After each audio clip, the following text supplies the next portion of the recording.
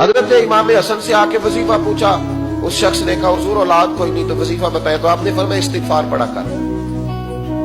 کیا کر؟ اس نے کہا ٹھیک ہے۔ تو حضور پھر میں دوبارہ کعبہ ہوں تو امام حسن کہنے لگے بے اولاد ہے نا تو استغفار کا وظیفہ بتایا نا؟ کہا ہاں۔ فرمانے لگے اب اس وقت آنا جب اللہ تجھے 10 بیٹے عطا کرے۔ کتنے؟ 2 4 نہیں، 10 ہی کہہ دیے۔ تو حضرت امیر معاویہ رضی اللہ عنہ دیکھا، کہنے لگے حسن اتنا بڑا دعویٰ؟ آپ فرمانے لگے میں نے کہہ دیا نا تو اللہ فضل کرے گا۔ ہاں ہاں اللہ خیر کرے گا، خیر ہو جائے گی۔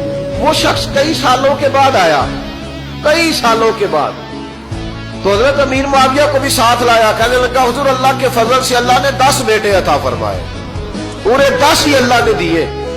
تو حضرت امیر معاویہ کہنے لگے جناب بات تو آپ کی سچی ہو گئی، پر مجھے بھی بتائیے وظیفہ کہاں سے لیا؟ فرمانے لگے قرآن پاک سے، سورہ نوح کی 10 11 12 آیت پڑھو۔ اللہ فرماتے ہیں تم استغفار پڑھو، میں تمہاری بیٹوں سے بھی مدد کروں گا، مالوں سے بھی مدد کروں گا۔